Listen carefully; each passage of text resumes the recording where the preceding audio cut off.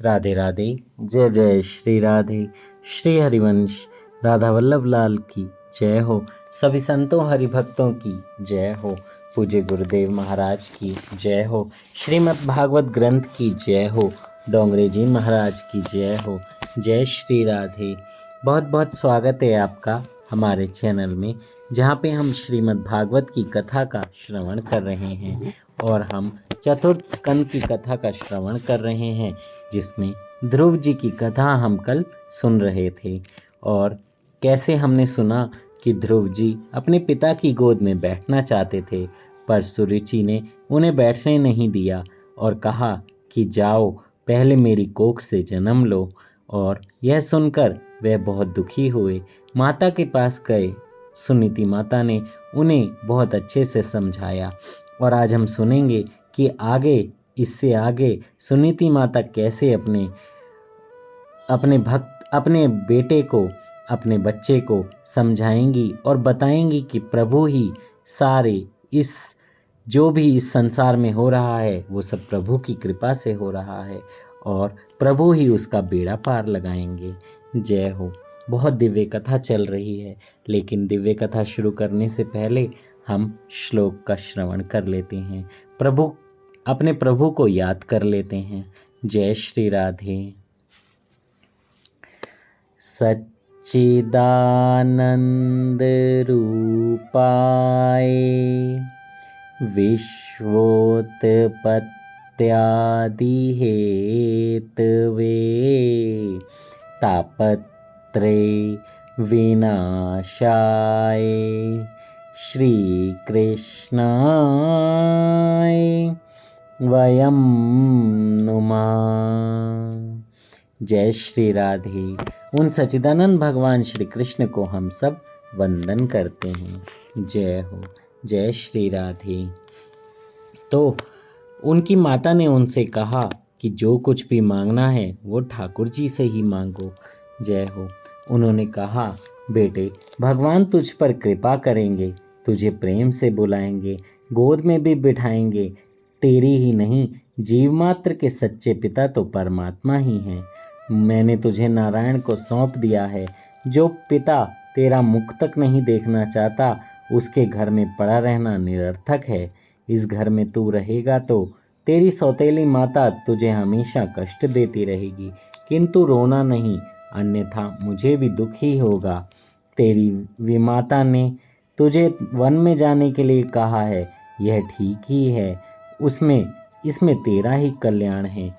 तू यदि उत्तम की भांति राज सिंहासन पर बैठने की इच्छा रखता है तो श्री भगवान के चरण कमलों की आराधना कर। स्वधर्म पालन से पवित्र बने हुए अपने चित्त में पुरुषोत्तम भगवान की स्थापना कर और अन्य सभी का चिंतन छोड़कर केवल प्रभु का ही भजन कर। अब इस घर में मत रह, वन में जाकर भगवान नारायण का भजन कर। तो ध्रुव ने माता से कहा कि विमाता ने हम दोनों का अपमान किया है।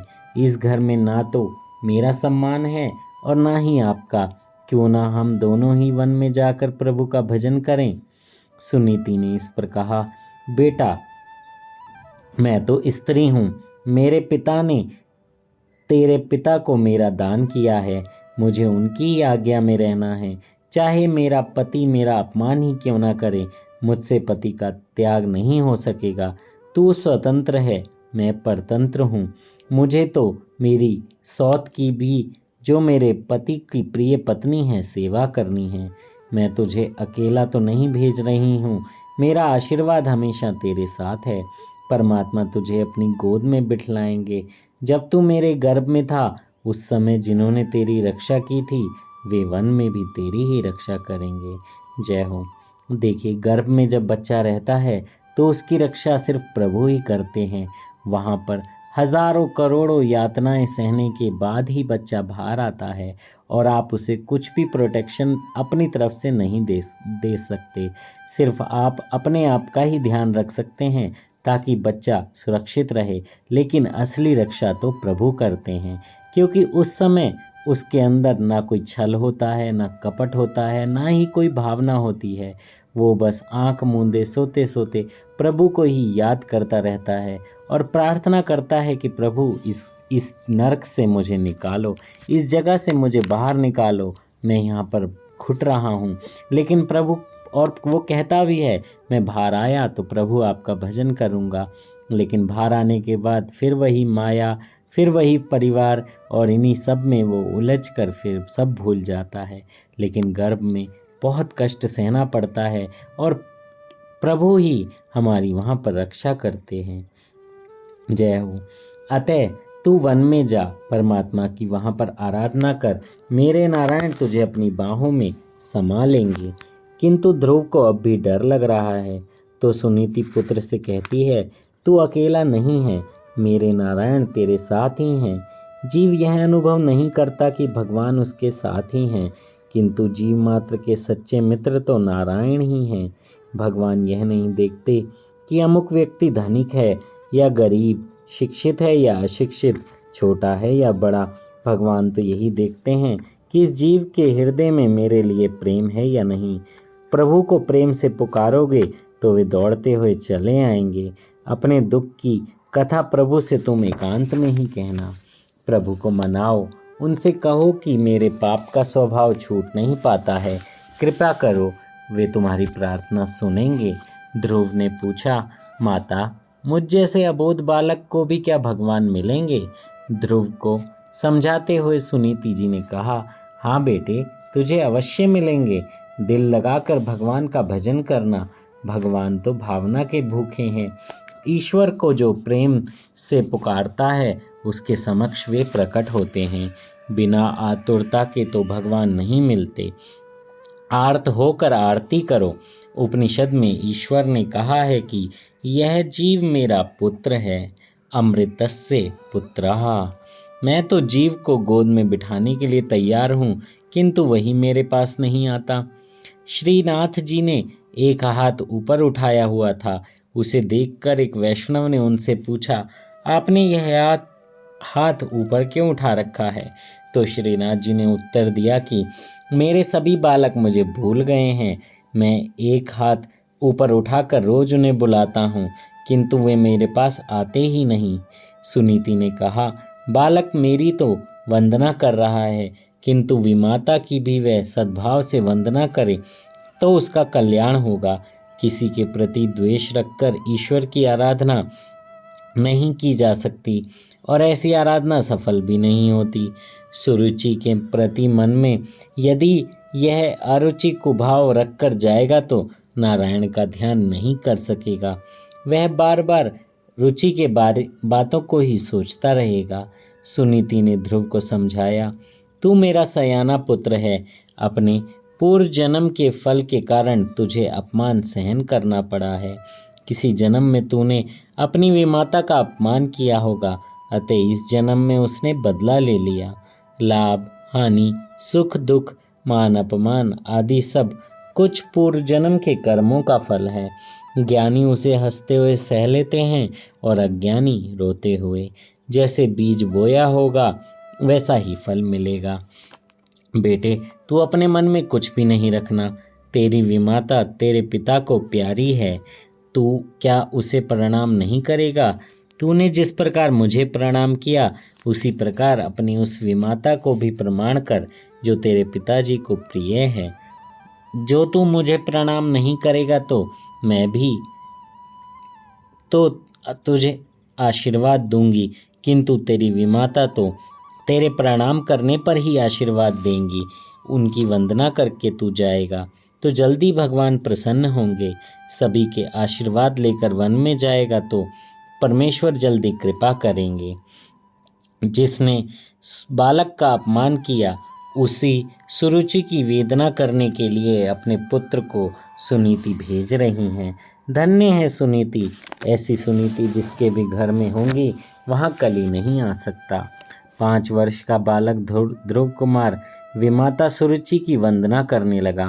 वह तो आसन पर अकड़ कर बैठी थीं। ध्रुव जी ने उन्हें साष्टांग प्रणाम किया। सुरुचि ने पूछा, मुझे वंदन क्यों कर रहा है? ध्रुव जी ने बताया, माता मैं वन में जा रहा हूँ, अतः आपसे आशीर्वाद लेने आया हूँ। एक पल भर के लिए सुरुचि का हृदय पिघला। कि कैसा सयाना है ये, अपमानित होने पर भी मुझे प्रणाम कर रहा है। किंतु वह स्वभाव से तो दुष्ट थी और स्वभाव जल्दी नहीं सुधर पाता। जय हो। ये तो हम सब कहते ही हैं कि कोई बड़ा आदमी या बड़ा हो जाए और उसको थोड़े से मजाक करने पर भी गुस्सा आ जाए तो हम यही कहते हैं कि इसका तो स्वभाव ही ऐसा है, ये नहीं बदल पाएगा। 30 साल हो गए हैं, ऐसे का ऐसे ही रहा है, तो स्वभाव कभी नहीं बदलता। उसने सोचा कि ध्रुव यदि यहाँ पर रहेगा तो उत्तम के राज्य में वह हिस्सा मांगेगा। अतः उसने ध्रुव से कह दिया, ठीक है, वन में जा ही रहा है तो जा, मेरा आशीर्वाद है तुझे। बालक के प्रमाण करने पर भी सुरुचि के दिल में कुछ भी विशेष भाव नहीं जगा। स्वभाव को सुधारना बड़ा मुश्किल काम है, इसलिए तो कहा है, कस्तूरी की क्यारी करी, केसर की बनी खाद, पानी दिया गुलाब का, तऊ प्याज की प्याज। जय हो। सत्कर्म का पुष्प जब तक ठीक ठीक ना बढ़ पाए तब तक स्वभाव सुधर नहीं पाता। सुखदेव जी वर्णन करते हैं कि 5 वर्ष का बालक माता से आशीर्वाद लेकर वन में गया। भागवत की माता पुत्र को तपश्चर्या करने के लिए वन में भेजती है, जैसे कि सुनीति ने ध्रुव को भेजा। आजकल की माताएं बालक को सिनेमा देखने के लिए भेजती हैं, पैसे भी देकर कि जा तेरा कल्याण हो। अरे सिनेमा देखने से क्या कल्याण होगा? इससे तो आंखें, शरीर और अंत में जीवन तक बिगड़ जाएगा। पैसों को खर्च करके अंधकार में बैठना अज्ञान नहीं तो क्या है? यह हंसने या मजाक की बात नहीं है, रोने की बात है। सिनेमा देखने के लिए अपने बालक को भेजने वाली स्त्री माता नहीं, शत्रु है। धन्य है सुनीति जैसी माताएं जो अपनी संतानों को अच्छे संस्कार देती हैं। बालक माता के दोष के कारण चरित्रहीन, पिता के दोष के कारण मूर्ख और वंश के दोष के कारण कायर और स्वयं के दोष के कारण दरिद्र होता है। जय हो। अपनी दोनों माताओं से आशीर्वाद लेकर ध्रुव जी वन में जा रहे हैं। देखिए, मात्र 5 वर्ष का बालक वन में जा रहा है। ध्रुव कभी सोचता है कि वन में तो हिंसक पशु होंगे, वे मुझे खा तो नहीं जाएंगे, और दूसरे ही पल सोचता है, नहीं नहीं, मैं तो अकेला नहीं हूँ। मेरी माता ने कहा था, जहाँ जहाँ तू जाएगा प्रभु तेरे साथ होंगे, नारायण तेरे साथ होंगे। सभी को प्रणाम करके, सभी से आशीर्वाद लेकर जो व्यक्ति वन में जाता है उसे रास्ते में संत मिलते हैं। घर से जो झगड़ा कर कर जाता है उसे संत नहीं मिलते। झगड़ा करके गृह त्याग करने वाले को ना तो राम मिलते हैं ना माया। मार्ग में ध्रुव जी सोच रहे हैं कि घर में तो माता मुझे बेटा कहकर पुकारती थी, अब वन में मुझे बेटा कौन कहेगा? यहाँ मुझे गोद में कौन बिठाएगा? कौन मुझे प्यार करेगा? वे आगे बढ़ते ही जा रहे थे कि रास्ते में सामने से नारद जी आ मिले। ध्रुव जी ने सोचा कोई बड़े संत हैं। अच्छे संस्कार के कारण ध्रुव ने उन्हें साष्टांग प्रणाम किया। प्रणाम साष्टांग ही करना चाहिए। प्रकृति अष्टधा है। अष्टधा प्रकृति स्वरूप परमात्मा में मिल जाने की इच्छा व्यक्त करने के लिए साष्टांग प्रणाम करना है। प्रणाम करने से आत्मनिवेदन होता है। अधिकारी शिष्य को मार्ग में ही गुरु मिल जाते हैं। सद्गुरु और ईश्वर तत्व एक ही हैं। परमात्मा और सद्गुरु दोनों व्यापक हैं। सर्वव्यापी को खोजने की नहीं, पहचानने की आवश्यकता है।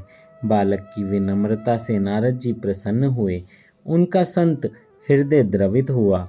उस बालक को उन्होंने गोद में उठा लिया, सिर पर हाथ फेरने लगे। महापुरुष का हाथ जब मस्तक पर फिरता है तो मन के सारे विकार शांत हो जाते हैं।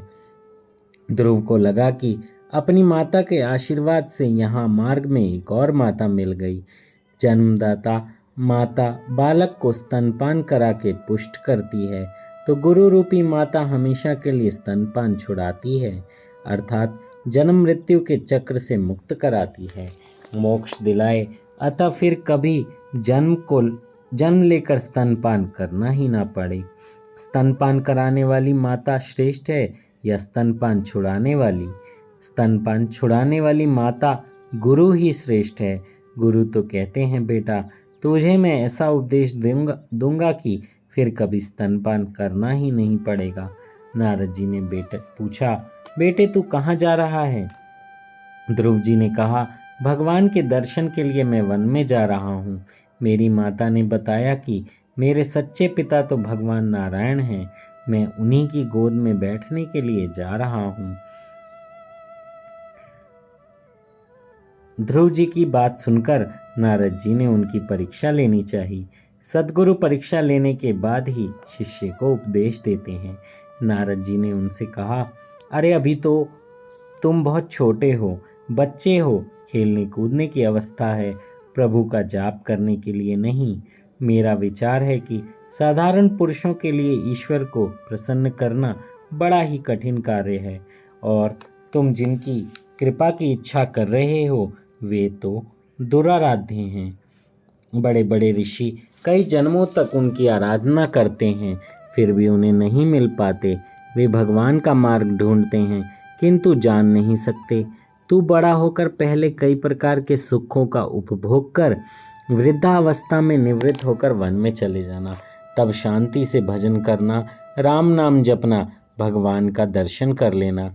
तू चाहता है कि भगवान तुझे गोद में बिठा लें, किंतु बड़े बड़े ऋषि मुनि हजारों वर्षों की तपश्चर्या के बाद भी उन्हें पा नहीं सकते, तो फिर तेरे जैसे बालक को तो मिलेंगे ही कैसे? अतः यही अच्छा है कि अपने घर वापस चले जाओ। ध्रुव कुमार ने कहा कि नहीं जी, जिस घर में मेरा अपमान होता है मैं वहाँ नहीं रह सकता। अपने पिताजी के राज सिंहासन पर न बैठने का मैंने निश्चय किया है। इसी जन्म में प्रभु के दर्शन का भी निश्चय किया है। गुरुजी आप मार्गदर्शन करें। ध्रुव का अटल निश्चय देखकर नारद जी ने कहा, जो व्यक्ति अपना कल्याण चाहता है और धर्म कर्म काम तथा मोक्ष प्राप्त करना चाहता है उसके लिए एकमात्र है श्री हरि के चरणों की सेवा। तुम मधुवन में जाओ, वृंदावन में यह मधुवन है। यहाँ ध्रुव जी को नारायण के दर्शन हुए थे। यमुना मैया कृपालु हैं। यमुना महारानी कृपा देवी का अवतार हैं। भागवत में कुछ ऐसे स्थानों का निर्देश है जहाँ परमात्मा अखंड रूप से विराजते हैं। मधुवन में, श्रीरंगम में अनंत शयनम पद्मनाभम हैं। द्वारिका में भी भगवान विराजते हैं। उन्होंने द्वारिका त्यागी नहीं हैं। बोराड़ा की भक्ति अनन्य थी, अतः उनका एक स्वरूप डाकोर आया था। गंडक नदी के किनारे पुलक ऋषि के आश्रम में भी उनका अखंड वास है, ऐसा भागवत के 5वें स्कंद में कहा गया है। वृंदावन में भगवान का अखंड वास है। यमुना जी तुम्हारा ब्रह्म संबंध सिद्ध करेंगी। यमुना जी तेरे लिए सिफारिश करेंगी। अपात्र होने पर भी माता मानेंगी कि तुम उसके हुए, अतः वे कृपा करेंगी। नारद जी ने ध्रुव जी को आज्ञा दी, वत्स तेरा कल्याण हो। यमुना नदी के तट पर स्थित परम पवित्र मधुवन में जाओ, वहाँ श्री हरि का नित्य निवास है। वृंदावन प्रेम भूमि है, वहाँ रहकर भजन करने से मन जल्दी शुद्ध होता है। वृंदावन दिव्य भूमि है, वहाँ जीव और ईश्वर का मिलन शीघ्र होता है। जय श्री राधे। श्री हरिवंश। इससे आगे की कथा का श्रवण हम कल करेंगे। कैसे ध्रुव जी ने अपनी आराधना वृंदावन में जाकर संपूर्ण की, कैसे प्रभु ने उन्हें अपने दर्शन दिए और किस तरह से भगवान ने ध्रुव जी पर कृपा करी। बहुत ही दिव्य कथा है। कल हम इसका श्रवण कंटिन्यू करेंगे। जय श्री राधे। श्री हरिवंश। श्रीमद् भागवत ग्रंथ की जय हो। भगवान श्री कृष्ण की जय हो। डोंगरे जी महाराज की जय हो। जय श्री राधे। जय श्री हरिवंश।